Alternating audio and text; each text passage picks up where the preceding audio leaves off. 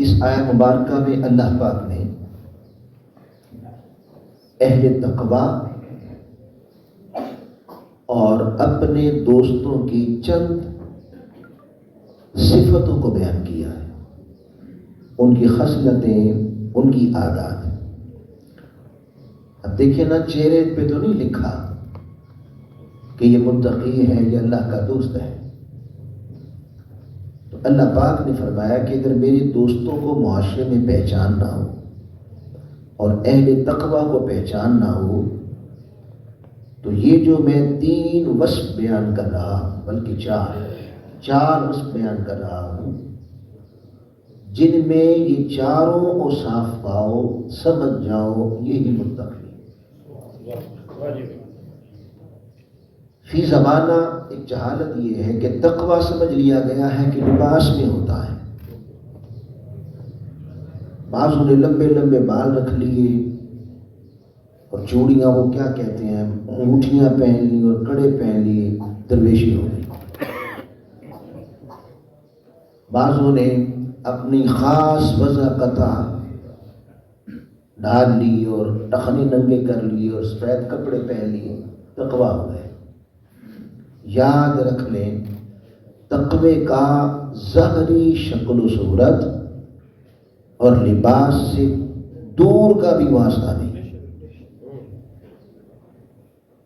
آقا علیہ السلام نے فرمایا التقویٰ، اور آپ نے یوں اشارہ فرمایا التقویٰ ہا ہنا، تقویٰ یہاں نہیں ہوتا، تقویٰ یہاں ہوتا ہے۔ اب وہ یہاں کیا ہوتا ہے، اس کو اللہ پاک نے اس آیت مبارکہ میں 4 علامتیں بیان کی، جن کا دل ان اوصاف سے متصل ہو، جس کا دل ان خصلتوں سے ہو، جس کے دل کی حالت ایسی ہو۔ کیسی؟ نمبر 1، الذین ينفقون فی السراء والضراء، کہ تم انہیں دیکھو گے ان کے پاس مال زیادہ ہو یا کم، زیادہ ہو تب بھی اور کم ہو تب بھی، جب بھی اللہ کے دین کی آبیاری کی بات آئے گی، جب بھی احیاء دین حق کی بات آئے گی، غلبہ دین حق کی بات آئے گی، یا یوں ہی سمجھ لیں کہ 5 روزہ دروس امت تک، اس بھولی بشری امت کو پھر سے اپنے نبی کا سبق یاد کرانے کی بات آئے گی، اور انہیں اللہ اور اس کے رسول کا بھولا ہوا سبق یاد کرانے کی بات آئے گی، تو متقی وہ ہے کہ پھر جیب نہیں دیکھتا، کم ہے یا زیادہ، اللہ کے دین کے لیے ہر وقت تم دیکھو کہ وہ خرچ کرتا نظر آتا، جس کا دل تنگ نہیں ہوتا، جس کے دل میں بخل نہیں ہوتا۔ یہ دل کی فراخی، غنا اور سخاوت و جوادی کا نام متقی اور تقویٰ۔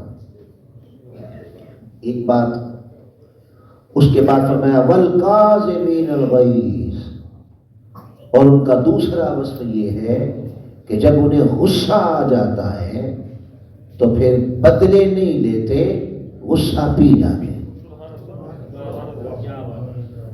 غصہ پی جاتے۔ اتنا وسیع دل ہوتا ہے اور اتنے وسیع القلب ہوتے ہیں، غصہ پی جاتے ہیں۔ والعافین عن الناس، اور لوگوں کی خطائیں، غلطیاں اور اپنے ساتھ ہونے والی ساری ظلم اور زیادتیاں معاف کر دیتے۔ تیسرا وصف، اور چوتھا فرمایا واللہ یحب المحسنین، اللہ ایسے احسان کرنے والوں کو اپنا محبوب بنا لیتا ہے، تو وہ ہر وقت احسان کرتے نظر آتے ہیں۔ یہ 4 اوصاف اللہ پاک نے اہل تقویٰ کے بیان کیے۔ کوئی شکل بدلے نہ بدلے، دل بدل لے اور یہ ایسا وصف بنا لے تو وہ متقی ہے۔ اس میں جو دوسری دو چیزیں بیان ہوئی ہیں، والکاظمین الغیظ، غصہ پی جاتے ہیں۔ یہ آج ہماری گفتگو کا موضوع ہے۔ یہ موضوع اس لیے بھی رکھا گیا کہ آج ہم پورے معاشرے کے حالات کو دیکھتے ہیں، جدھر نگاہ ڈالیں ہر طرف لڑائی جھگڑے ہیں، گھروں کے اندر فسادات ہو رہے ہیں، یعنی پورا معاشرہ اخلاقی اور تربیتی اعتبار سے زوال کا شکار ہو چکا ہے۔ طلاقوں کی ریشو بڑھ رہی ہے، انتہا پسندی کی طرف معاشرے کو دھکیلا جا رہا ہے، گالی گلوچ ہے، والدین اولاد کی نافرمانی کی وجہ سے پریشان ہیں۔ علی ھذا القیاس پورا معاشرہ ایک بگاڑ کا شکار ہو چکا ہے۔ اگر ہم عمیق نگاہ سے اس معاشرے کا مطالعہ کریں تو بہت ساری بنیادی خرابیوں میں سے ایک خرابی یہ ہے کہ اس معاشرے کی تباہی کی بنیاد غصہ بن رہا ہے۔ پھر غصہ جب وقت پہ کنٹرول نہیں کیا جاتا تو پھر وہی غصہ آگے پھر ڈپریشن کا شکار کر دیتا ہے بندے کو۔ یاد رکھ لیں، غصہ اور ڈپریشن، غصہ کوئی بیماری نہیں ہے، ایک ہے غصہ اور ایک ساتھ اور لفظ جوڑ لیں، سٹریس، ذہنی تناؤ۔ غصہ ہمیشہ دوسروں کے رویوں پہ آتا ہے، غصہ ہوتا ہے کہ دوسروں کے بہیو سے آتا ہے۔ بیوی نے بات نہیں مانی، غصہ آ گیا، شوہر نے طبیعت کے خلاف کام کر دیا، غصہ آ گیا، بھائی نے طبیعت کے خلاف کام کر دیا، اولاد نے کر دیا، غصہ آ گیا۔ غصہ ہمیشہ دوسروں کے بہیو سے آتا ہے۔ سٹریس، ذہنی تناؤ، یہ دوسروں کے بہیو سے بھی پیدا ہوتا ہے اور یہ حالات بھی سٹریس پیدا کر دیتے ہیں۔ مہنگائی اتنی ہو گئی، گھر کا خرچہ ہی نہیں چل رہا، بچوں کی فیسیں دیں یا بجلی کا بل ادا کریں، اتنے بل آ گئے ہیں، اتنا گھر کا آمدن نہیں۔ پہلے تو انہوں نے یعنی عجیب حالات ہیں یہاں کے، وہ ڈھونڈتے رہتے ہیں بیٹھے کہ کون سی ایسی مد ہے جس سے قوم کا خون نہ چوڑا جائے۔ تو کبھی پیٹرول کو پکڑ لیا، پھر پیٹرول کے بعد بجلی آ گئی، اب بجلی سے جب پورا خون نہ چوڑ چکے آگے تک لے گئی، اب گیس پہ آ گئے ہیں کہ اب یہ بھی ایک مد ہے باقی اس قوم کی ہڈیوں سے سب کچھ نکالنے کے لیے۔ تو اتنی مہنگائی ہو گئی، پریشانی، ذہن تناؤ کا شکار ہے کہ گھر کا خرچہ کیسے ہوگا، بچوں کی تعلیم کا کیا بنے گا، ان کی فیسیں کہاں سے جائیں گی، وغیرہ وغیرہ۔ تو سٹریس حالات سے بھی پیدا ہوتا ہے، غصہ رویوں سے آتا ہے۔ اب سٹریس کا علاج تو گورنمنٹ نے کرنا ہوتا ہے، وہ تو حکومت نے کرنا ہوتا ہے کہ وہ عوام کو ریلیف دے، ان کے مسائل حل کرے، تاکہ ہر شخص ذہنی تناؤ سے بچ کر آزاد ہو کر بڑی آسانی کے ساتھ اپنی زندگی کو گزار سکے۔ لیکن غصے پر بندے کا اپنا کنٹرول ہوتا ہے۔ یاد رکھ لیں، غصہ بہر صورت غصہ کرنے والے کو ہی نقصان پہنچاتا ہے، اور غصے کا علاج بہر صورت غصہ کرنے والے نے ہی کرنا ہوتا ہے۔ اس لیے ضروری سمجھا کہ اس پر آگاہی دی جائے تاکہ لوگوں میں اویئرنیس آئے، اور اس کے ذریعے سے، ان موضوعات کے ذریعے سے معاشرے کے اندر بگڑتی ہوئی صورتحال پر کنٹرول کیا جا سکے۔ تو میں کر رہا تھا کہ غصہ یہ از خود بیماری نہیں ہے۔ غصہ جب انتہا کی طرف چلا جاتا ہے اور اسے وقت پہ کنٹرول نہ کیا جائے تو آگے جا کے پھر غصہ کرنے والے کو ڈپریشن کا شکار کر دیتا. ڈپریشن مستقل بیماری کا نام. جیسے شوگر ایک بیماری ہے، جیسے بلڈ پریشر ایک بیماری ہے یا دیگر بیماریاں ہیں، اسی طرح ڈپریشن بھی مستقل ایک بیماری ہے. بلکہ عالمی سطح پر جن بیماریوں نے پوری انسانیت کو اپنے گھیرے میں لے رکھا ہے، اس میں شوگر ہے، بلڈ پریشر ہے، انہی میں سب سے زیادہ انسان جس کا شکار ہو رہے ہیں وہ ڈپریشن ہے. ہم آج کی گفتگو میں ایک تو طبی ماہرین اس میں ہمیں کیا رہنمائی دیتے ہیں، میڈیکل سائنس ہمیں ڈپریشن سے بچنے کی کیا مشاورت کرتی ہے، کیا مشورے دیتی ہے، کون کون سے وہ ٹول ہیں، کون کون سی ہدایات ہیں کہ جن پر عمل کر کے ہم ڈپریشن کی موذی مرض سے بچ سکتے ہیں. اسے اسٹڈی کریں گے اور ساتھ ہی ساتھ پھر قرآن و حدیث ہمیں اس پر کیا رہنمائی دیتا ہے، پھر قرآن و حدیث کی رہنمائی کو بھی اسٹڈی کریں گے تاکہ اس موذی مرض کو قابو کیا جا سکے اور معاشرے میں اعتدال پسندی کا ایک رویہ پیدا کیا جا سکے. غصے کی ماہرین نے کوئی خاص تعریف نہیں کی، لیکن عربی زبان میں اس کے لیے دو لفظ مشہور ہیں، وہ استعمال ہوتے ہیں. ایک ہے غیظ، جیسے ابھی میں نے آپ کے سامنے پڑھا والکاظمین الغیظ، وہ غصہ پی جاتے ہیں. اور ایک ہے غضب، اور عام طور پہ آپ سنتے رہتے ہیں غیظ و غضب. یہ دونوں الفاظ غصے کے لیے استعمال ہوتے ہیں. ان دونوں میں جو معنویت پائی جاتی ہے وہ ہے ناراض ہو جانا، دوسروں کے رویے پر اشتعال آ جانا، طیش میں آ جانا، اسے غصہ کہتے ہیں.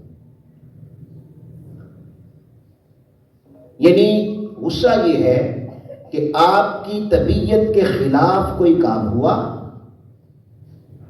اس پر طبیعت کے اندر ہیجان پیدا ہونا، ناپسندیدگی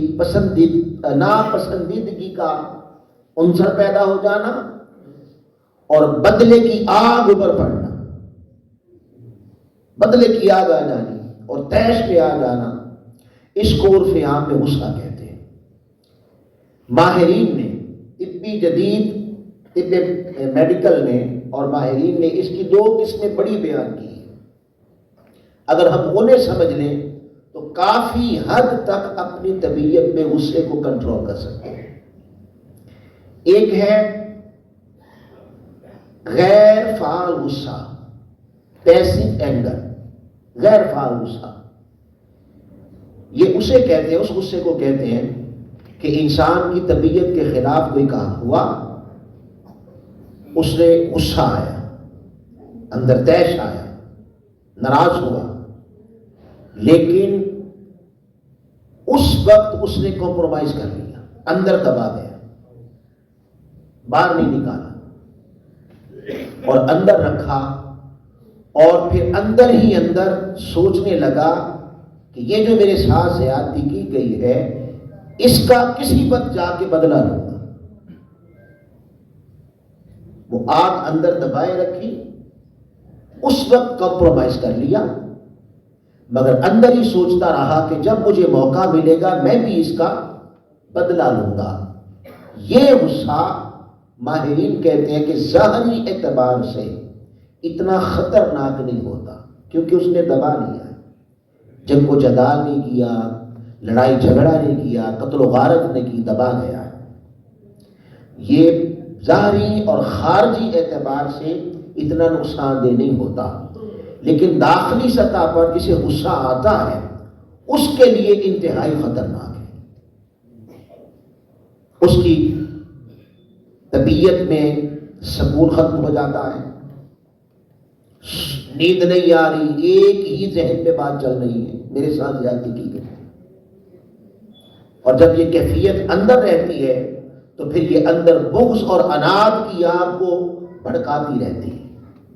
اس اعتبار سے غصہ کرنے والے کی طبیعت میں اتنا ہیجان پیدا ہوتا ہے کہ وہ ڈپریشن کا شکار بھی ہو جاتا ہے. اسے کہتے ہیں غیر فعال غصہ. اس کی مثال ایسی ہے کہ جیسے شوہر ہے، وہ ٹی وی پر اپنا پروگرام پسندیدہ دیکھنا چاہتا ہے، کوئی میچ دیکھنا چاہتا تھا، اس نے 2-4 دن تک اس وقت کا انتظار کیا. جو سمجھے پاکستان انڈیا کا میچ تھا، دلچسپی والا، تو انتظار کر رہا تھا کہ یہ وقت آئے گا تو میں دیکھوں گا. این اس وقت جب اس کے پروگرام کا وقت آیا، بیوی آ گئی، اس کے ڈرامے کا ٹائم شروع ہو گیا.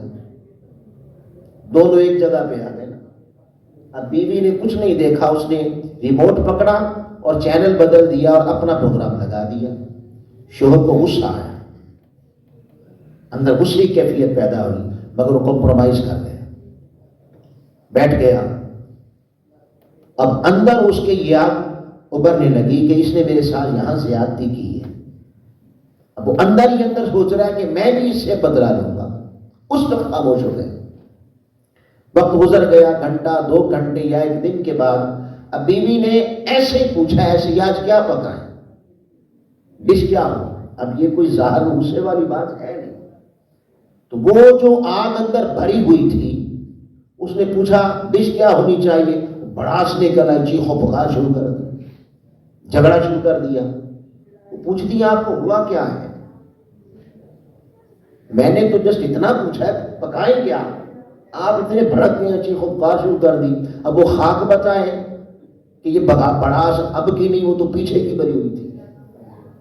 تو پھر وہ منہ بنا کے بیٹھ جاتا، ماحول خراب کر دیتا. اسے کہتے ہیں غیر فعال غصہ، اور یہ غصہ کرنے والے کے اندر ہیجان پیدا کر دیتا ہے، اس کی طبیعت میں خرابی پیدا کر دیتا ہے. دوسری قسم فعال غصہ، یہ اس کے برعکس ہے کہ جب طبیعت کے خلاف کام ہوا تو اسی وقت بڑک اٹھا اور توڑ پھوڑ شروع کر دی، لڑائی جھگڑا شروع کر دیا، قتل و غارت تک بھی چلا گیا. ماہرین کہتے ہیں، طبی ماہرین کہ یہ غصہ ظاہری اعتبار سے انتہائی خطرناک ہے. اس غصے کی بنا پر طلاق بھی ہوتی ہے، اس غصے کی بنا پر قتل تک بھی ہو جاتے ہیں. آپ سنتے ہیں نا، بیٹے نے باپ ہی مار ڈالا، پلاننگ سے نہیں مارتا، اس وقت اس کی طبیعت کے خلاف کام ہوتا ہے، اس کی عقل اتنی ختم ہو جاتی ہے کہ اسے یہ یاد ہی نہیں رہتا کہ یہ کتنا مقدس رشتہ ہے، یہ میرا باپ ہے. ماں مار ڈالی، بھائی نے بہن مار ڈالی، بہن نے بھائی مار ڈالا. تو اسی وقت ری ایکشن دینے والے غصے کو فعال غصہ کہتے ہیں. اور یہ غصہ معاشرے کے اندر بہت بڑی تباہی لاتا ہے. غصہ فعال ہو یا غصہ غیر فعال ہو، دونوں صورتوں میں اس کا نقصان سب سے زیادہ غصہ کرنے والے کو ہوگا. اس کی مثال بھی ایسے ہی ہے کہ جیسے شوہر بیٹھا ہوا تھا، اس نے اپنی پسند کا چینل دیکھنا تھا، بیوی آئی، اس نے چینل بدلا، اسی وقت بھڑک اٹھا، گالی گلوچ کی اور پکڑا اور کہا یہ میں نے اتنی دیر انتظار کیا ہے، آپ کدھر سے؟ وہ لگا دیا. ادھر بیوی نے دیکھا کہ میری طبیعت کے خلاف ہو گیا، اس نے بھی چیخ و پکار شروع کر دی اور یہ گلدان پکڑا اور دیوار پہ مارا اور چیز توڑ دی، اظہار کر دیا. اسے کہتے ہیں فعال غصہ. دوستو، غصہ غیر فعال ہو یا غصہ فعال ہو، اگر انہیں وقت پہ کنٹرول نہ کیا جائے، ہر شخص کو خبر ہے کہ اس کی طبیعت کیسی ہے، اس کو کتنا غصہ آتا ہے. اگر اس غصے کی کیفیت کو کنٹرول نہ کیا جائے تو پھر زندگی اس سے متاثر ہوتی ہے اور بہت سارے نقصانات زندگی میں داخل ہو جاتے ہیں، اور یہی غصہ پھر آگے جا کر ڈپریشن کی بیماری کا شکار کر دیتا ہے. اب ماہرین کہتے ہیں کہ اس کے اسباب کیا ہو سکتے ہیں. یعنی ایسا غصہ جو طبیعت میں پیدا ہوتا ہے تو اس سے پھر بڑے طویل المیعاد اور قلیل المیعاد قسم کے مسائل پیدا ہو جاتے ہیں. گھریلو ناچاکیاں بھی ہوتی ہیں، طلاقیں بھی ہوتی ہیں، گالی گلوچ بھی ہوتا ہے، جھگڑا بھی ہوتا ہے، انتہا پسندی کی طرف بھی یہ لے کے جاتا ہے.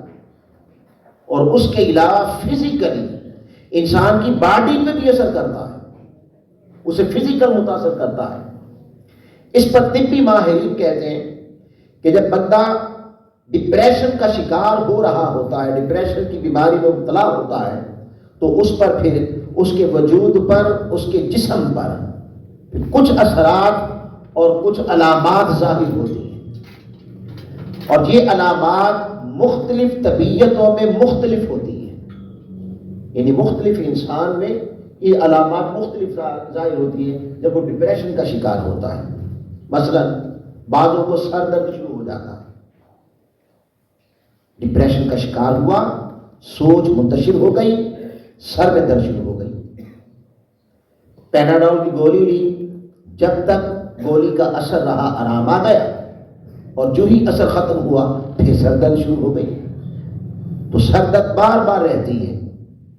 اسی طرح ہاضمہ خراب ہو جاتا ہے،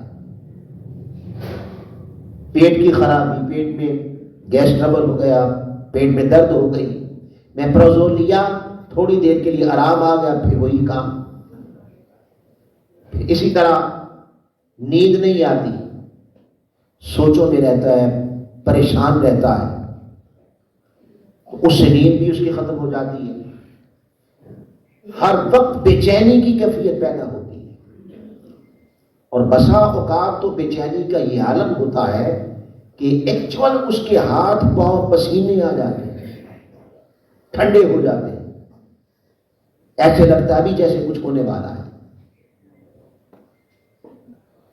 ذہنی تناؤ، ذہنی طور پہ دباؤ کا شکار رہتا ہے.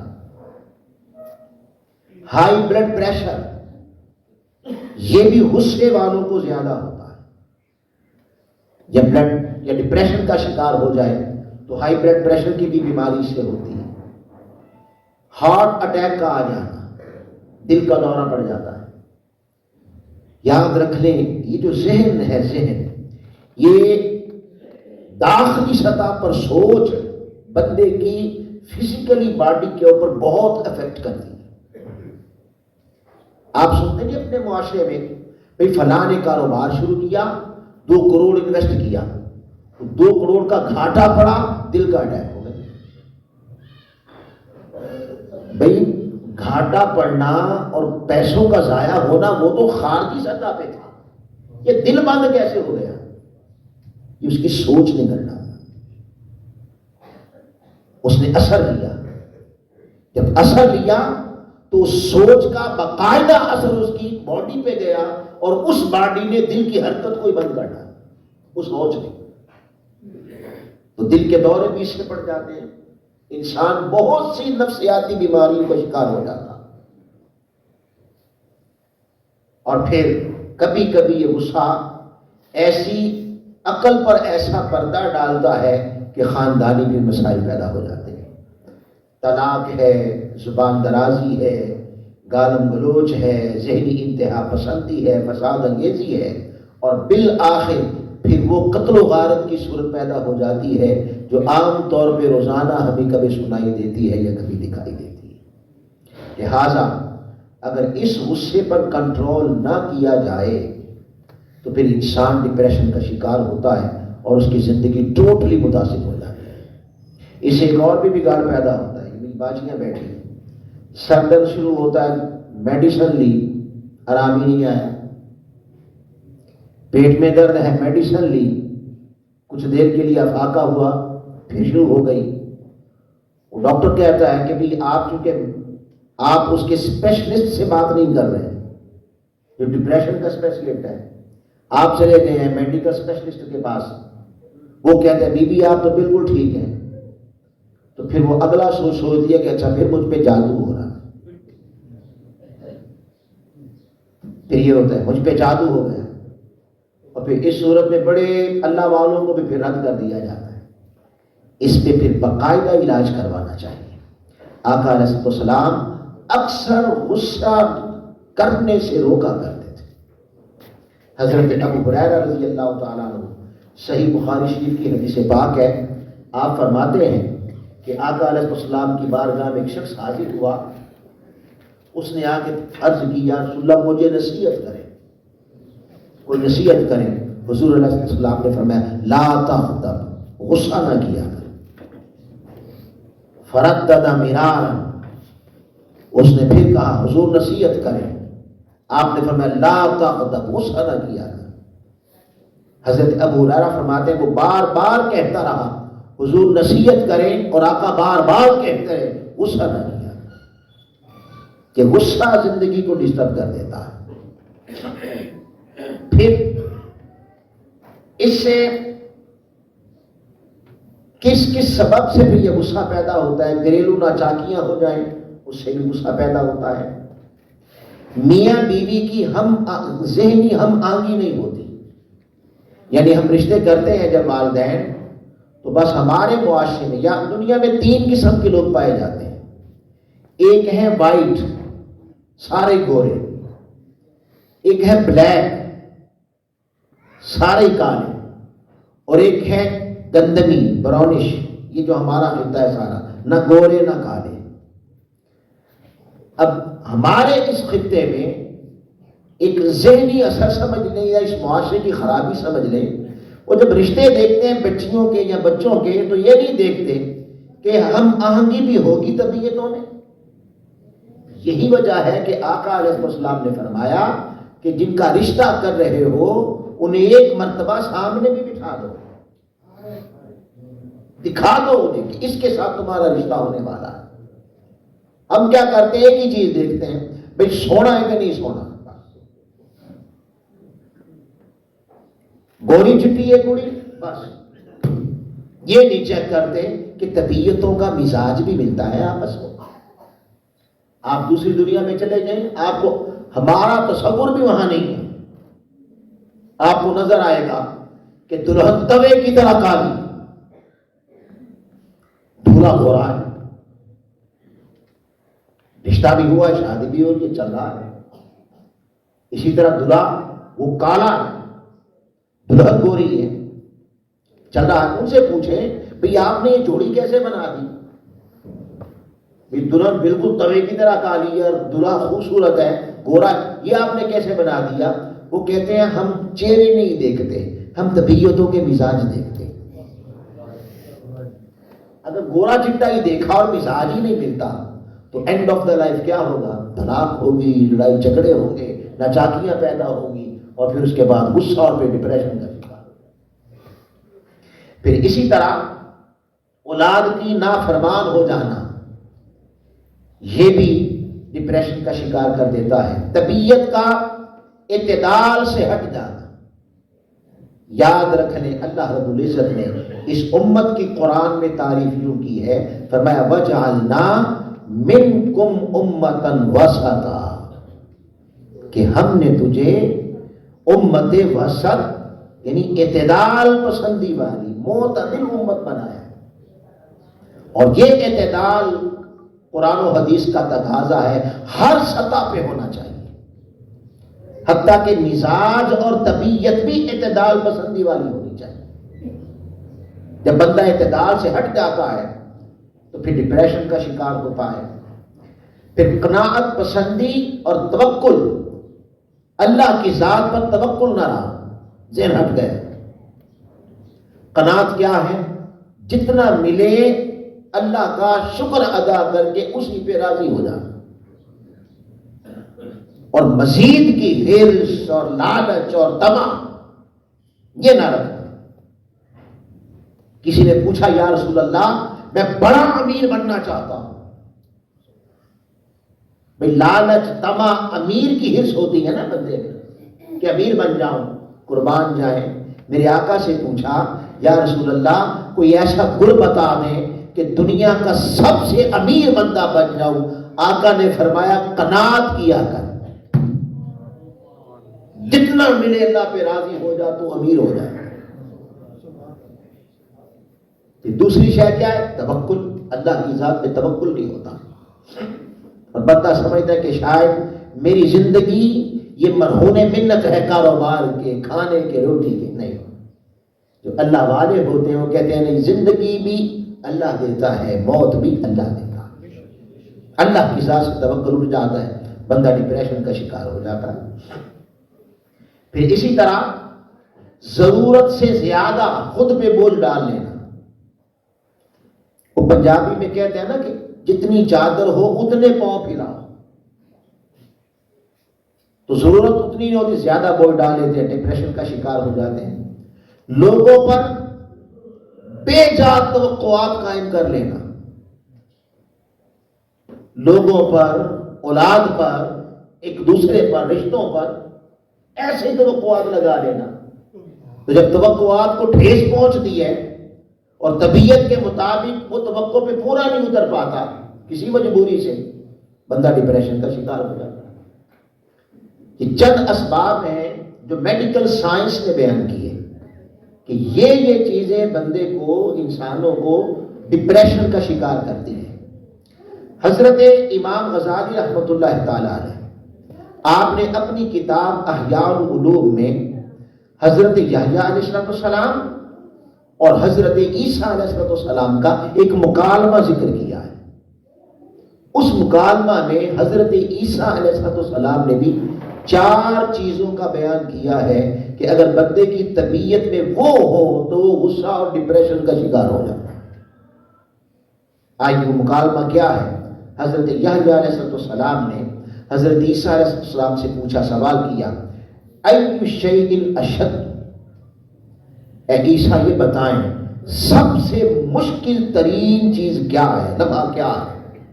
انہوں نے فرمایا قال غضب اللہ، کا اللہ کا غصہ. یعنی اللہ بندے پہ غصہ ہو جائے، اس بندے کا تو سب کچھ ہی سمجھ لو اجڑ گیا. تو اللہ کا غصہ. انہوں نے پوچھا قال فما يقرب من غضب اللہ، اچھا یہ بتائیں کہ اللہ کے غصے کو قریب کیا شے لاتی ہے، کون سی شے اللہ کے غصے کے قریب کرتی ہے؟ حضرت عیسیٰ نے فرمایا قال ان تغضب، تیرا غصہ کرنا. واہ واہ، جب تو اللہ کی مخلوق پر غصہ کرتا ہے اللہ تجھ پہ غصہ کرتا.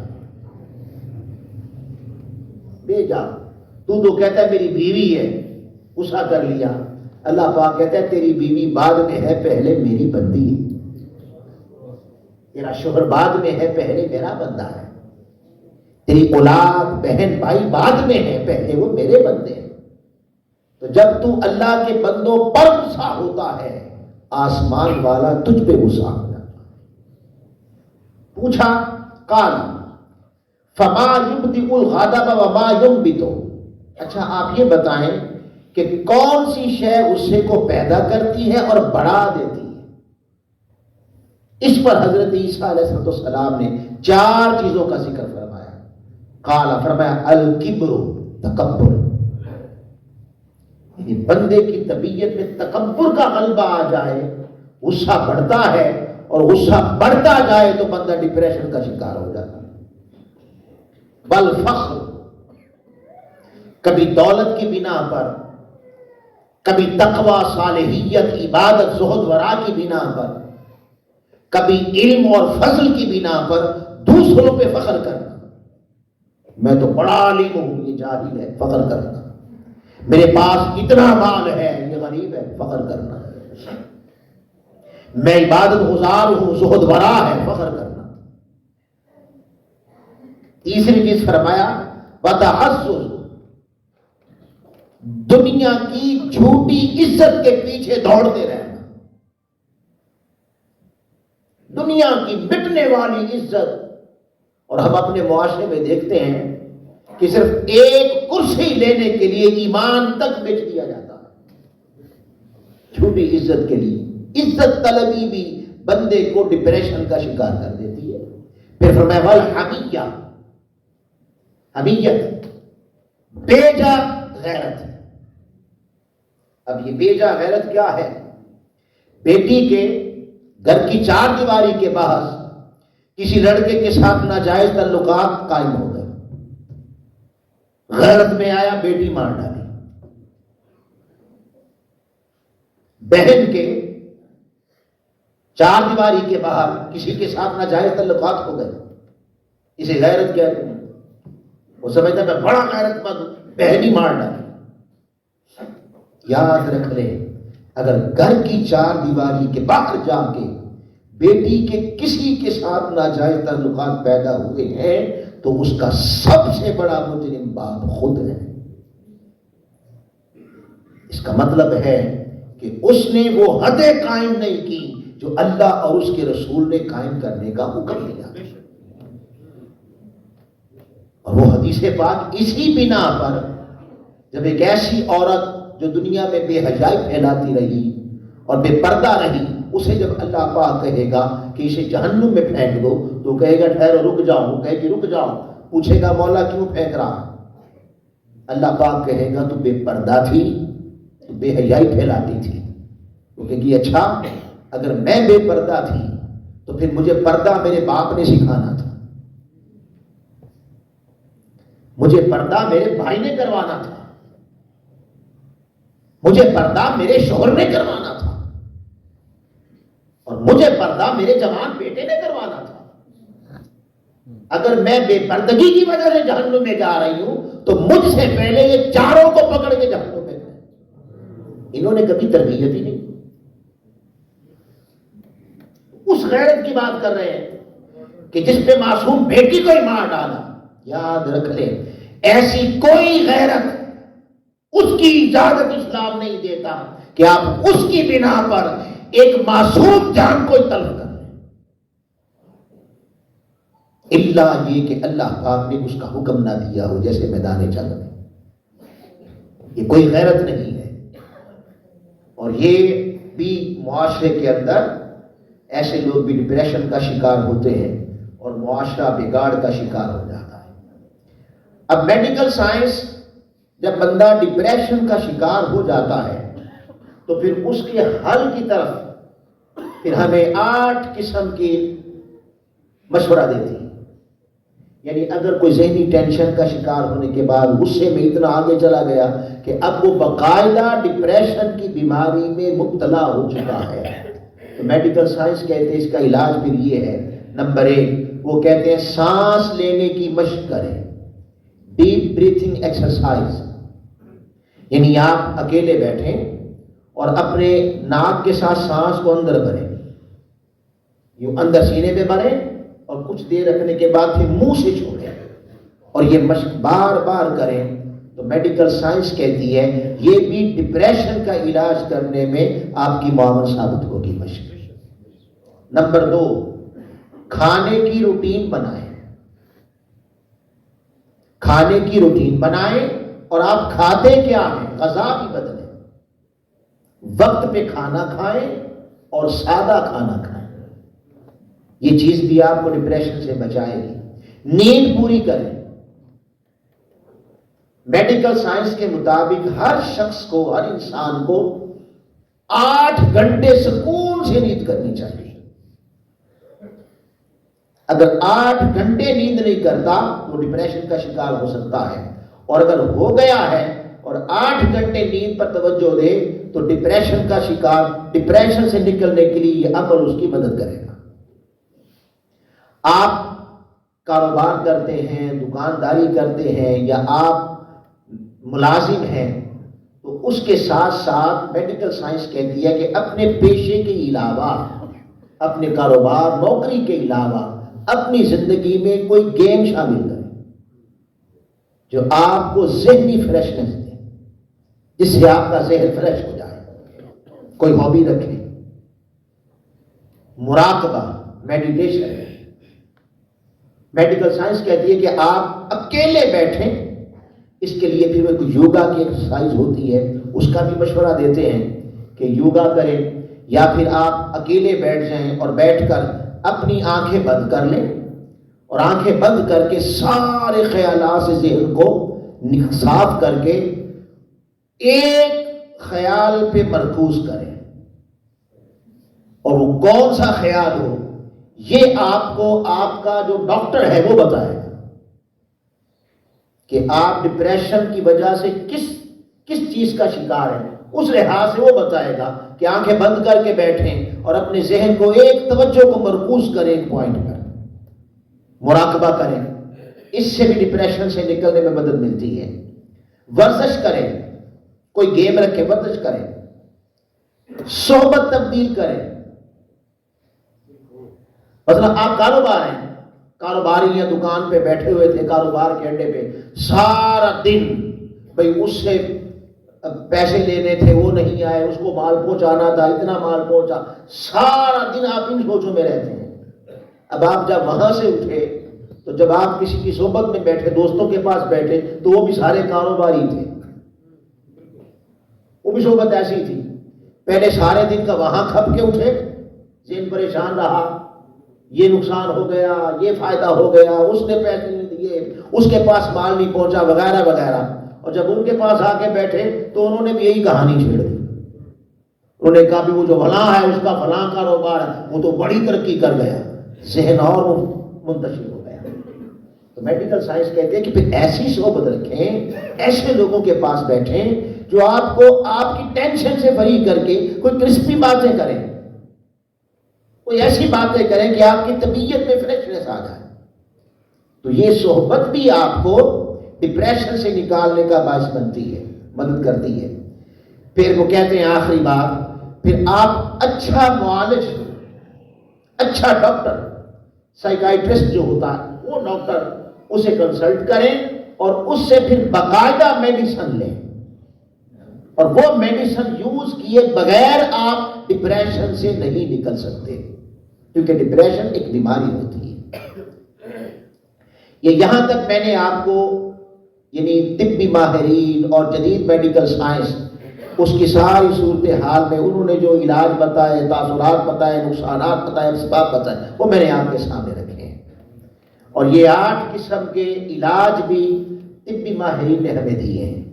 اب آ جائیں ذرا قرآن و حدیث سے پوچھتے ہیں، ذرا اس تاجدار کائنات سے پوچھتے ہیں کہ یا رسول اللہ آپ کے پاس بھی کوئی علاج ہے؟ قرآن سے پوچھتے ہیں آپ کے پاس بھی کوئی علاج ہے؟ تو یاد رکھ لیں، طبی ماہرین جب تک مرض نہ ہو علاج نہیں کرتے۔ آپ ڈاکٹر کے پاس چلے جائیں، آپ کہیں گے مجھے مرض نہیں، وہ آپ کو دوائی نہیں دے گا۔ جب وہ کہتے ہیں کہ پہلے مریض بن، پہلے مریض بن، علاج بعد میں کریں گے۔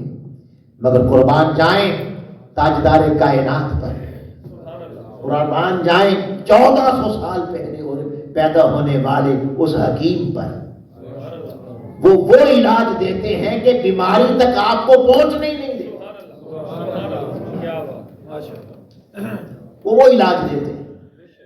اور پہلا علاج جو قرآن و حدیث مقرر کرتی ہے، جیسے میڈیکل نے کہا نا میڈیٹیشن، مراقبہ کریں، قربان جائیں جب قرآن سے پوچھتے ہیں تو وہ بھی پہلا علاج مراقبہ دیتا ہے۔ فرمایا الا بذکر اللہ تطمئن القلوب، چونکہ ڈپریشن سے تیرا دل منتشر ہو چکا ہے، تیری سوچیں منتشر ہو چکی ہیں، تجھے دن رات بے چینی لگی ہوئی ہے، اس دنیا کی حرص نے، طلب نے، لالچ نے، اس کے فسادات نے، رویوں نے تیری طبیعت کے اندر ہجان پیدا کر دیا ہے، اب تجھے سکون نہیں مل رہا۔ آ بندے ذرا دنیا کو چھوڑ کے میرے ساتھ بھی 2 باتیں کر لے، نہ کبھی میرا ذکر کر، مجھے یاد کر۔ پھر فرمایا فاذکرونی اذکرکم، تم مجھے یاد کر میں تجھے یاد کر۔ آنا دونوں بیٹھ کے باتیں کرتے ہیں، آئے آئے آنا تو میرے پاس آ، تو مجھے تک میں تجھے تکتا ہوں، تو میرا نام جپتا جا زمین پر، میں آسمان پر تیرا نام جپتا چلا جاؤں۔ بندے اگر دل کو اطمینان دینا چاہتا ہے، دنیا غموں کا گھر ہے، یہاں اطمینان نہیں ہے، اطمینان کوٹھیوں میں نہیں ہے، اطمینان دولت کے انبار میں نہیں ہے، دلوں کا سکون بڑے بڑے بنگلوں میں نہیں ہے۔ اگر دل کا سکون چاہتا ہے تو آ اس خالق کے ساتھ باتیں کر، اس خالق کے ساتھ باتیں کر. اور اللہ کا ذکر کرنے کی قرآن سے پوچھیں کہ بہترین کوئی صورت ہے؟ اللہ پاک کہتے ہیں ہاں کیوں نہیں. وہ کیا؟ میں اقیم الصلاۃ لذکری، ہاں نماز پڑھ میرے ذکر کی خاطر. واہ واہ واہ واہ. نماز ادا کر، نماز میں آ، قربان جائیں. پنج گانا نماز وہی مراقبہ ہے جو اس وقت کی طبی ماہرین نے دل کے علاج اور ٹینشن کے علاج کے لیے جس مراقبے کا تصور دیا ہے. ارے یہ تو آج دے رہے ہیں اے مسلمانوں. آقا علیہ السلام نے 1400 سال پہلے ایک مرتبہ نہیں، 24 گھنٹوں میں ایک مرتبہ نہیں فرمایا بندے جب اٹھے تو آج سب سے پہلے مراقبہ کر، فریش ہو میرے ساتھ باتیں کرنا. یہ پیار کی بات نہیں تو کیا ہے؟ سبحانک اللہ، تو کتنا ہی پاک ہے. وتبارک اسمک، تیرا نام کتنا سونا ہے، تیرا نام کتنی برکتوں والا ہے. وتعالی جدک، تیری زیادہ ہے ہی کوئی نہیں. یہ پیار کی باتیں نہیں تو کیا ہے؟ اللہ پاک کہتا ہے آ میرے پاس بیٹھ، میرا ذکر کر، میں تیرا ذکر کرتا ہوں، تو مجھے یاد کر، میں تجھے یاد کرتا ہوں. اپنی زندگی کا آغاز، اپنے دن کا آغاز اس دنیا کی طرف توجہ کرنے سے پہلے آپ میری یاد کی خیرات لے جا تاکہ دنیا کا رنگ نہ چڑھے. تیرے دل پہ میری یاد کا اثر رہے. اور پھر اٹھتے پہلے مراقبہ کر، نماز پڑھ. اور پھر فرمایا پھر تو دنیا میں چلا جائے گا، پھر دنیا اپنا اثر چھوڑے گی، پھر کاروبار میں اثر چھوڑے گی، پریشانی آئے گی، پھر تو اب تیری ذہنی ٹینشن ہو جائے گی. تو پھر ایسا کر، پھر ظہر کے وقت کچھ دیر کے لیے پھر دنیا سے رخ پھیر دے، پھر آپ مجھ سے باتیں کر تاکہ تیرا بوجھ اتر جائے. پھر عصر میں پھر آ، پھر مغرب میں پھر آ، پھر بستر پر جانے سے پہلے پھر مجھ سے باتیں کر. پنج گانا نماز مراقبہ ہے. یہ دیکھیں نا آقا علیہ السلام نے فرمایا کہ نماز کیسے پڑھے. اب ہماری تو نماز بھی ہماری وہ نماز نہیں رہی جو آقا علیہ السلام نے نماز پڑھی. فرمایا ان تعبد اللہ کأنک تراہ. یہ مقام مشاہدہ ہے کہ بندے جب تو نماز پڑھے اس تصور سے، اس دھیان سے، گیان سے، تخیلات سے ساری سوچیں، ساری دنیا اور واقعہ کو پیچھے رکھ. اپنا ذہن، تصور، خیال، دھیان، گیان تیرے من میں، تیرے ظاہر و باطن میں صرف میں ہی سما جاؤں. اور اس طرح نماز پڑھ.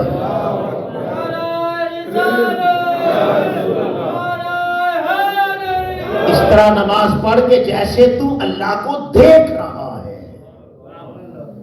آقا نے فرمایا الصلاۃ معراج المؤمنین. مصطفیٰ کی معراج یہ تھی کہ آپ نے شب معراج اس جلوہ حسن مطلق کو بے نقاب دیکھا. آقا نے فرمایا جو مجھے ملا میری نسبت سے وہ حصہ میری امت کو بھی ملا. تو مولا تیرا نظارہ، تیرے حسن مطلق کا نظارہ، میں تو شب معراج کر کے جا رہا ہوں، میری امت کو بھی کچھ ملے گا. میں ہاں تیری امت کے لیے نماز کا تحفہ دیتا ہوں، وہ نماز پڑھے گی میری معراج ہو جائے گی. انت عبد اللہ کا انک تراہ. اس طرح دھیان کے ساتھ توجہ کے ساتھ نماز پڑھ جیسے تو اللہ کو دیکھ رہا ہے. لوگوں اگر ہم نماز کو، جہاں نماز کے روحانی فوائد ہیں، جہاں نماز کے اخروی فوائد ہیں، درجات دیتی ہے، اگر نماز کو اس کے پورے آداب کے ساتھ ادا کر لیا جائے تو وہ فزیکلی بھی آپ کو ہر بیماری سے محفوظ کر دیتی ہے. مقام مشاہدہ. حضرت مولا علی رضی اللہ تعالیٰ عنہ ولایت کے بادشاہ، آپ سے کسی نے پوچھا اے علی جس رب کی نماز پڑھتے ہو کبھی آنکھوں سے دیکھا ہے؟ اسے کبھی آنکھوں سے دیکھا ہے؟ ولایت جلال میں آ گئی۔ حضرت مولا علی نے فرمایا اللہ کی عزت کی قسم، علی ایک سجدے کے بعد دوسرا سجدہ ہی نہیں کرتا جب تک اس کے حسن مطلقہ نظارہ نہ ان تعبد اللہ کأنک تراہ، اس طرح نماز پڑھ کہ تو اسے دیکھ رہا ہے۔ اور ہاں اگر بندے تو یہ مقام مشاہدہ نہیں پا سکا کہ تو اسے دیکھے تو پھر فرمایا مراقبہ کر، اور وہ کیا ہے؟ فَإِن لَّمْ تَكُن تَرَاهُ فَإِنَّهُ يَرَاكَ، اگر تو نہیں دیکھ رہا، یہ مقام اگر تجھے نہیں ملا تو کم سے کم تو اس تصور میں نماز پڑھ، اس دھیان سے، اس خیال سے، ہر چیز سے ذہن کو خالی کر کے اپنے دل پر اس کیفیت کو وارد کر لے کہ میں دیکھوں نہ دیکھوں وہ تو مجھے دیکھ رہا ہے، میں اس کے سامنے بیٹھا ہوں، میرے رکوع اس کے سامنے ہیں، میرے سجدے، میرے قیام، میرے قعود، میرے قوم جلسے سب اس کی آنکھوں کے سامنے ہیں۔ اس طرح مراقبے کے ساتھ اگر نماز ادا کی جائے تو کسی بیماری کا سوال ہی پیدا نہیں۔ نمبر 2 فرمایا ہاں آقا علیہ السلام نے دوسرا علاج بھی دیا، ایک علاج یہ ہے کہ غصہ پی جایا کر، غصہ پی جایا کر۔ یا آپ سن لیں غصہ پینے کا معنی کیا ہے؟ میں ہاں غصہ پینے کا معنی یہ ہے کہ معاف کر دیں۔ ہمارے بھی خاندانوں میں، محلے میں ایسا آپ کو پتا چلے گا کہ 20 سال گزر گئے، 20 سال گزر گئے، غصہ پینے کی ہماری تعریف، ہماری معاشرے کی اپنی تعریف۔ وہ کہتے ہیں 20 سال پہلے اس نے وہاں مجھے بے عزت کیا تھا، یہ بات کی تھی، میں غصہ پی گیا، میں نے کچھ نہیں کہا تھا، یہ غصہ پیا۔ 20 سال سے جان نہیں چھوڑی اس نے تھی، اور 20 سال سے لیے پھرتا ہے اس کو اور کہتا ہے میں غصہ پی گیا، اسی نے تو تجھے تباہ کر ڈالا۔ آؤ شریعت سے پوچھیں، اللہ والوں سے پوچھیں کہ غصہ پینا کیا ہے۔ وہ کہتے ہیں کہ بڑی محفل میں، بازار میں بلا وجہ کسی نے تیرے منہ پہ تھپڑ مار دیا، بلا وجہ تیرے منہ پہ کھڑے ہو کے تجھے گندی گالیاں دے دی۔ غصہ پینے کا پتہ ہے کیا معنی ہے؟ کہ جب تو وہاں سے جدا ہو تو تجھے یاد ہی نہ رہے کہ کسی نے تھپڑ بھی مارا تھا، اور دوبارہ گھنٹے بعد جب ملاقات ہو تو تیرے ذہن میں بھی نہ ہو کہ اس نے گالیاں بھی دی تھی، پڑھ کے خود سلام کر دے۔ یہ ہے غصہ پینا، کہ غصہ پینے کا مطلب یہ ہے کہ یہاں نہیں رکھا اسے، یہ گھر اس کا ہے،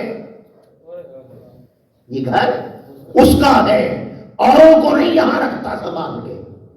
اس نے ایسے کہا تھا، اس نے ایسے کہا تھا، اس نے ایسا کیا تھا، اتنا کو ادھر رکھا ہوا ہے۔ بھائی دشمن کس گھر میں ہو کبھی دوست آیا کرتے؟ نعرہ تکبیر، نعرہ رسالت، والکاظمین الغیظ۔ غصہ پی جاتے ہیں، اور پینے کا معنی کیا ہے؟ والعافین عن الناس، لوگوں کو معاف کر دیتے ہیں۔ یہ معاف کرنے کی روش اپناؤ، یہ بھی ڈپریشن سے آپ کو نکال دے گی، اندر نہ رکھو لوگوں کو۔ اسی طرح حضور اللہ پاک نے سورہ شورا کی آیت نمبر 37 میں فرمایا، یہ بھی اللہ کے ولیوں کی علامتیں ہیں۔ والذین، میرے دوست وہ لوگ ہوتے ہیں یجتنبون کبائر الاثم، وہ بڑے بڑے گناہوں سے بچتے ہیں، والفواحش، گندے کاموں سے بچتے ہیں، بے حیائی سے بچتے ہیں۔ یہ 2 علامتیں بیان کی، اور تیسرا فرمایا وَإِذَا مَا غَضِبُوا هُمْ يَغْفِرُونَ، جب انہیں غصہ آ جائے تو معاف کر دیتے ہیں۔ یہ دوسرا علاج آقا علیہ السلام نے دیا۔ تیسرا علاج فرمایا ہاں حضرت سلیمان بن سرد رضی اللہ تعالیٰ عنہ، تیسرا علاج یہ ہے کہ شیطان سے اللہ کی پناہ مانگو۔ غصہ آیا نا، غصہ آپ کو آ گیا تو اس کا ایک علاج ہے، جو ہی غصہ آیا اللہ کی پناہ مانگو۔ حضرت سلیمان بن سرد رضی اللہ تعالیٰ بیان فرماتے ہیں، صحیح بخاری شریف کی حدیث پاک ہے، کنت جالسا مع النبی، ہم آقا علیہ السلام کی صحبت میں بیٹھے ہوئے تھے، ورجلان یستبان، دو آدمی آپس میں ایک دوسرے کے ساتھ بیسنے لگے، سب و شتم کرنے لگے، لڑنے لگے، جھگڑنے لگے، فاحدہما احمر وجہہ، اور اس میں سے غصے کے ساتھ ایک کا چہرہ سرخ ہو گیا، وانتفخت اوداجہ، اور اس کی یہ رگیں، گردن کی رگیں پھول گئی، ہوتا ہے نا ایسا، غصہ آ جائے، بعضوں کی تو مونچھیں ہلنا شروع کر دیتی ہیں، اور بعضوں کی یہ آنکھوں کے یہ بھویں ایسے بھڑکتی ہیں، غصہ آ جاتا ہے، تو فرمایا اس کی رگیں پھول گئی۔ آقا علیہ السلام نے اسے دیکھا تو فرمایا فقال النبی انی لأعلم کلمۃ لو قالها ذهب عنه ما یجد، آقا نے فرمایا میرے پاس ایک ایسا کلمہ ہے جو میں جانتا ہوں، یہ جس کا چہرہ سرخ ہو گیا اور جس کی رگیں پھول گئیں، اگر یہ وہ لفظ کہہ دے تو غصہ چلا جائے گا۔ وہ کیا ہے؟ قال اعوذ باللہ من الشیطان الرجیم، اگر یہ پڑھے اعوذ باللہ من الشیطان تو اسی وقت غصہ رفع ہو جائے گا۔ یہ پڑھے، پھر آقا علیہ السلام نے فرمایا اذا غاضب الرجل فقال اعوذ باللہ من الشیطان الرجیم سکن غضبہ، کہ جب تم میں سے کسی کو غصہ آ جائے اور تم اس سے بچنا چاہتے ہو تو فوری طور پہ اعوذ باللہ پڑھو، غصہ ٹھنڈا ہو جائے گا۔ تیسرا، چوتھا علاج، آقا علیہ السلام نے فرمایا ان الغضب من الشیطان، غصہ شیطان سے پیدا ہوتا ہے، وَإِنَّ الشَّيْطَانَ خُلِقَ مِنَ النَّارِ، اور شیطان آگ سے بنا ہے، وَإِنَّمَا تَدْفَعُ النَّارُ بِالْمَاءِ، اور آگ قاعدہ یہ ہے کہ آگ پانی سے بجھ جاتی ہے۔ غصہ شیطان سے آتا ہے، غصہ آگ ہے، شیطان چونکہ آگ کا بنا وہ اندر داخل ہو کے پیدا کرتا ہے، اور آقا نے فرمایا آگ پانی سے بجھتی ہے، لہذا فَإِذَا غَضِبَ أَحَدُكُمْ فَلْيَتَوَضَّأْ، پھر اگر تم میں سے کسی کو غصہ آ جائے فوری طور پہ وضو کرو، وضو کرو، پانی پڑے گا، اعضاء ٹھنڈے ہو جائیں گے، دماغ بھی ٹھنڈا ہو جائے گا۔ پھر آپ نے یہ بھی فرمایا پانی پیو، خاموش ہو جاؤ۔ پانچواں علاج، آقا علیہ السلام نے فرمایا وَإِذَا غَضِبَ أَحَدُكُمْ فَلْيَسْكُتْ، وہ پنجابی میں نہیں کہتے ایک چپ تے 100 سکھ، میاں بیوی جھگڑ پڑے بڑا کلیہ ہے، بیوی خاموش ہو جائے، کب تک بولے گے میاں جی؟ خاموشی اتنی بڑی ہے، میاں خاموش ہو جائے، محترمہ کب تک شور مچائیں گی؟ غصہ آئے چپ لگا لو اپنے آپ کو، جب تم چپ کر جاؤ گے حالات اپنے آپ خود بخود سمجھ جائیں گے۔ پھر حضور نے فرمایا من صامت نجا، جو چپ کر گیا وہ نجات پا گیا، جس نے چپ دھرا لی اس نے نجات پا گیا۔ سبحان اللہ۔ پھر چھٹا علاج آقا نے فرمایا حالت بدلو، حالت بدلو۔ حضرت ابو ذر غفاری رضی اللہ تعالیٰ فرماتے ہیں آقا علیہ السلام نے فرمایا اذا غضب احدکم، اگر تم میں سے کسی کو غصہ آئے وہو قائم، اور وہ کھڑا ہو، فلیجلس، بیٹھ جائے،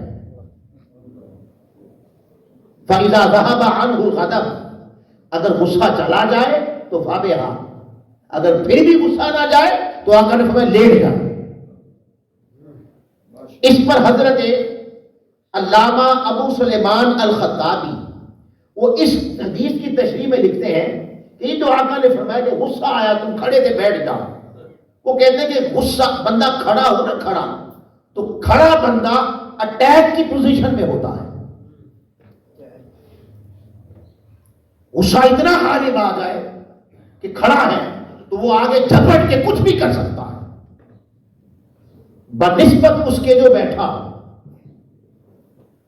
آپ نے بیٹھ جاؤ تاکہ اگلا حادثہ پیش نہ آ سکے۔ جب تم بیٹھ جاؤ گے تو بیٹھنے سے بھی زیادہ محفوظ ترین حاصل انسان کے لیٹ جانے کی، لیٹ جائے تو وہ پھر کوئی حملہ نہیں کر سکتا۔ تو نبی پاک اور بھی ہے، میرے پاس وقت پورا ہو رہا ہے، یہ 6 حالتیں میں نے آپ کے سامنے بیان کی ہیں جو آقا علیہ السلام نے دی ہیں۔ اب یہاں یاد رکھ لیں، غصہ یہ کوئی ایسی شے قرآن و حدیث نے کہیں بھی یہ حکم نہیں دیا اسے ختم کر دو، نہیں، غصہ ختم نہیں کیا۔ کیوں؟ اس لیے کہ غصہ انسان کی فطرت میں ہے۔ یہی وجہ ہے کہ آقا علیہ السلام کو بہت سے مقاموں پہ غصہ آیا، بلکہ بعض احادیث مبارکہ ایسی بھی ملتی ہیں کہ جو وجہ تخلیق کائنات ہے، جو سید الانبیاء ہے، جو حبیب کبریا ہے، اللہ کا حبیب ہے، اگر غصہ کوئی حرام شے ہوتی، نقصان ٹوٹلی ختم کرنے والی شے ہوتی، تو کبھی ان کے پیارے حبیب حضور کے مکھڑے میں کبھی اس کی آثار ظاہر نہ ہوتے۔ حضور نے بھی غصہ کیا۔ اب بتائیں عبادت کسے کہتے ہیں؟ حضور کی سنت کو، جی عبادت کسے کہتے ہیں اور سنت کسے کہتے ہیں؟ جو حضور نے کیا وہ کرو۔ تو حضور نے تو غصہ بھی کیا، حضور نے تو غصہ بھی کیا۔ حضرت عبداللہ بن عمرو رضی اللہ تعالیٰ عنہ آپ فرماتے ہیں فخرج علینا رسول اللہ صلی اللہ علیہ وسلم، حضور علیہ السلام ہمارے پاس تشریف لائے، یعرف فی وجہہ الغضب، آپ کے چہرے انور پر اور پیارے مکھڑے پر غصہ بڑا یہاں تھا، غصے کے آثار چھلک رہے تھے۔ تو پتا چلا کوئی ایسا غصہ بھی ہے کہ بندے اگر تو غصہ کرے گا تو تیرا غصہ کرنا اللہ کی عبادت کرانا، جب وہ غصہ حضور کی سنت میں ہوگا۔ تو سوال پیدا ہو گیا، غصہ 2 قسم کا ہو گیا، ایک وہ غصہ ہے جو معاشرے میں بگاڑ لاتا ہے، نفرتیں لاتا ہے، عداوتیں کدورتیں لاتا ہے، معاشرے کو انتہا پسندی کی طرف دھکیل دیتا ہے، ایک یہ غصہ ہے۔ ایک وہ غصہ ہے کہ بندہ غصہ کرے تو اللہ کی عبادت قرار پا دیتا ہے۔ تو پھر سوال پیدا ہوا کہ وہ غصہ کون سا ہے جو معاشرے میں بگاڑ پیدا کرتا ہے، اور وہ غصہ کون سا ہے جو آقا بھی فرماتے تھے اور بندہ کرے تو اللہ کی عبادت بن جاتا ہے۔ آئیے اس کا جواب ام المؤمنین حضرت عائشہ صدیقہ رضی اللہ تعالیٰ عنہ ترمذی شریف کی حدیث پاک میں فرماتی ہے، آپ نے فرمایا میں نے خدا کی قسم حضور علیہ السلام کو ساری زندگی دیکھا، جب بھی آپ کی ذات پہ ظلم ہوا، آپ کی ذات میں زیادتی ہوئی، آپ کی ذات کو ٹارگٹ کیا گیا، حتیٰ کہ طائف کے بازاروں میں پتھر مارے گئے، اپنی ذات پر ہونے والی زیادتی کا آقا علیہ السلام نے کبھی بدلہ نہیں لیا اور کبھی غصہ نہیں۔ بندے تیری اپنی ذات جب آتی ہے تو پھر بگاڑ پیدا ہوتا ہے۔ آقا نے وہ کائنات کے مالک، وہ محبوب کبریا، وہ سید الانبیاء، وہ قائد المرسلین، ساری زندگی ظالموں نے پتھر مارے، حضور صحن کعبہ میں سجدے میں جاتے، بدبخت مجھے جیسے بدبخت آپ کی پشت مبارک پر اوجھل رکھ دیتے، طرح طرح سے ستاتے، جادوگر ہونے کے الزامات لگائے گئے، مگر اپنی ذات پر ہونے والی ہر زیادتی کو مصطفیٰ نے معاف کر دیا۔ پھر فرماتی ہے اپنی ذات کا کبھی بدلہ نہیں لیا، پھر فرمایا وَإِذَا انْتُهِكَ مِنْ مَحَارِمِ اللَّهِ، جب اللہ کی حدوں کی بات آتی، جب اللہ کے محارم کی بات آتی، جب کسی مظلوم کی بات آتی، کسی غریب کی بیٹی کی عزت کے لٹنے کی بات آتی، کسی غریب کی بیٹا جان طلب کرنے کی بات آتی، تو فرماتے ہیں خدا کی قسم مصطفیٰ کا چہرہ سرخ ہو جاتا، جب تک مظلوم سے مظلوم کا ظالم چیک نہ دلا دیتے آقا چین سے نہ بیٹھتے تھے۔ اللہ کی حدوں کو رونا جاتا تو مصطفیٰ جلال میں آ جاتے اور ایسے جلال میں آتے کہ جب تک اللہ کے دین کی حدوں کو نافذ نہ کر دیا جاتا اور بدبخت توڑنے والے کو کیفر کردار تک نہ پہنچا دیا جاتا، حضور کا چہرہ سرخ ہو جاتا اور آپ کبھی بھی اس وقت آرام نہیں کرتے تھے۔ قوم پاکستان اپنے حال کو دیکھ، ہم اپنے تو بڑے بدلے لیتے ہیں، اپنے لیے تو بڑے برہم ہوتے ہیں، مگر وہ اللہ کے دین کی حدوں کو پاؤں تلے ہوتا جا رہا ہے۔ حد کیا ہے؟ میں سرزمین اسلام ہو، مرد ہو یا عورت، چوری نہ کرے۔ حد کیا ہے؟ جو چوری کرے، بڑا ہو یا چھوٹا، آقا نے فرمایا چاہے وہ محمد مصطفیٰ کی بیٹی کیوں نہ ہو، اس کے ہاتھ کاٹے جائیں، یہ اللہ کی حد ہے۔ اور اس حد کی حفاظت لا الہ کے وارثوں نے کرنی ہے۔ مصطفیٰ پوچھیں گے میرے نعرے لگائے یا میرے دین کی حدوں کو بھی بچایا؟ شراب کے اڈے نہ کھلنے دیے جا رہے، اللہ کی حد ہے۔ پینے والے، بیچنے والے، بنانے والے کو کوڑے مارے جائیں۔ سود خوری نہ ہو، سود خور اللہ کا دشمن ہے، اللہ کی حد ہے۔ قتل نہ ہو اسلامی سرزمین پر، اللہ کی جان کو بلا وجہ تلف کر دینا، اللہ کی مخلوق کی جان کو، یہ اللہ کی حد ہے۔ جو کرے وہ کوئی ہو اسے بھی قتل کر دو، یہ اللہ کی حد ہے۔ بیٹی مسلم کی ہو، بیٹی عیسائی کی ہو، بیٹی یہودی کی ہو، بیٹی کسی کی ہو، بیٹی بیٹی ہے۔ کسی کی بیٹی پر کی عزت پر جو دست دراز کرے اس بدبخت کو قتل کر دو، یہ اللہ کی حد ہے۔ ساتویں اسلام پر دولت کی ایسی تقسیم ہو کہ ہر کسی کو آسانی کے ساتھ رزق اس کے گھر تک پہنچ جائے، اسے بچوں کی پریشانی نہ رہے، اسے اپنے گھر کی پریشانی نہ رہے، اس ذہن سے اس کا ذہنی ٹینشن میں نہ رہے، یہ اللہ کی حد ہے۔ ہم نے کہاں تک اپنی ذات کے بدلے لیتے ہیں اور کہاں مصطفیٰ کے دین اور غریبوں اور مظلوموں کے اوپر ہونے والے ظلم کے بدلے لیتے ہیں۔ ہر کوئی اپنے آئینے میں دیکھ کر پہچان سکتا ہے۔ اور یہاں میں بات کرنا چاہتا ہوں شیخ الاسلام ڈاکٹر محمد طاہر القادری، میرے استاد المکرم، 50 سالہ تاریخ گواہ ہے۔ آپ نے جب اس امت کو مصطفیٰ کا دین پہنچایا تو ظالموں نے کتنا کچھ نہیں کیا، آپ کی ذات پر الزامات لگائے گئے، کسی نے شہرت کا بھوکا کہا، کسی نے ڈالروں کا بھوکا کہا، کسی نے گالیاں تک بک دی، الزامات لگائے گئے، مگر اس 50 سالہ تاریخ میں کھلی کتاب کی طرح شیخ الاسلام کی زندگی سامنے ہے۔ آپ نے کبھی ایک بھی حرف جو آپ کی ذات کے لیے کہا گیا اس کا کبھی جواب تک نہیں دیا، معاف کر دیا، معاف کر دیا۔ اور جب بات سرزمین اسلام پر مصطفیٰ کی بیٹی کی عزت کی آئی، مظلوموں کی آئی، غریبوں کی آئی، کہ حضور کی امت کے بچے بھوکے مرے اور اس ظالموں کے کتے بھی پلے،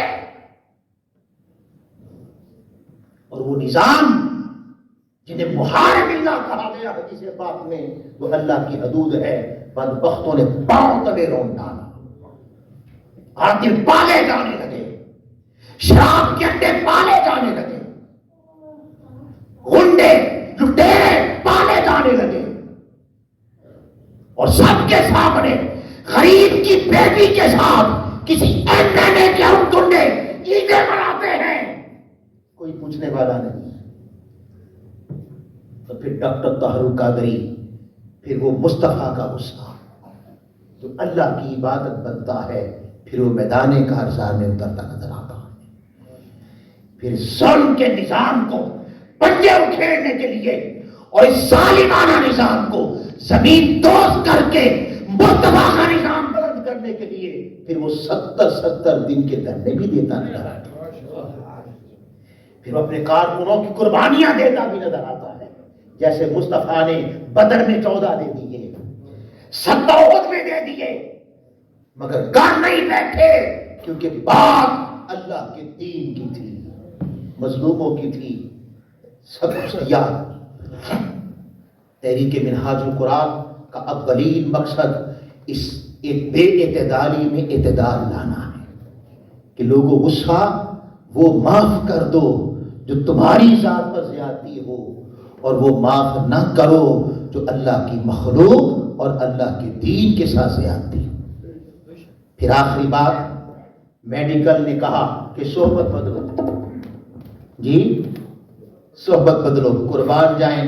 تحریک منہاج القرآن کی 40-50 سالہ تاریخ گواہ ہے، اس تحریک نے دروس قرآن کے ذریعے سے مصطفیٰ کی قرآن کی صحبت دی، اس تحریک نے خلقات درود کے ذریعے سے حضور کی محبت کی صحبت دی، حلقات تربیت کی صورت میں مسلمانوں کی بنیاد صحیح کرنے کی اور شعور بیدار کرنے کی صحبت دی۔ اور اسی طرح جب رمضان آتا ہے تو آخری 10 دن پھر 16 صحبت صالحہ عطا کرنے کے لیے 10 دن کا اعتکاف دے دیا۔ آپ 10 دن اس ماحول میں جائیں، آپ اس میں بیٹھیں اٹھیں، دن کو آپ کو مصطفیٰ کی شریعت سکھائی جائے گی، حضور کی حدیثیں سکھائی جاتی ہیں، اور ساری رات پھر حضور شیخ الاسلام قرآن اور صحابہ قرآن کی صحبت دیتے ہیں، اس میں بھی آئیں تاکہ معاشرہ بگاڑ سے پاک ہو سکے۔ میں تحریک منہاج القرآن کو اور آپ سب کو 100 بار مبارکباد پیش کرتا ہوں کہ آپ نے آقا علیہ السلام کی تعلیمات کو پہنچانے کے لیے بہت محنت کی ہے۔ اسی طرح کل انشاءاللہ پروفیسر علامہ رانا محمد ادریس صاحب، ان کا خطاب ہے اور موضوع بڑا اچھوتا ہے میری بہنوں کے لیے، جس طرح آج آپ نے محنت کی ہے ماشاءاللہ، کثیر تعداد میں تشریف لائی ہے۔ کل آپ کے لیے موضوع ہے اسلام میں عورت کا مقام اور کردار، اس میں حضور کیا تربیت دیتے ہیں۔ کثرت سے آئیں، اس حال کو بھر دیں اور یہ نورانی ساتھ اللہ کی عبادت میں گزاریں۔ وما علینا الا البلاغ المبین۔ صرف 1-2 اعلانات ہیں، تشریف رکھیں، دعا کے بعد جائیے گا۔ اعوذ باللہ من الشیطان الرجیم، بسم اللہ الرحمن الرحیم۔ الحمدللہ، میں سب سے پہلے تو مبارکباد پیش کرتا ہوں محترم سیف اللہ تارڑ صاحب، محمد اشرف ایڈوکیٹ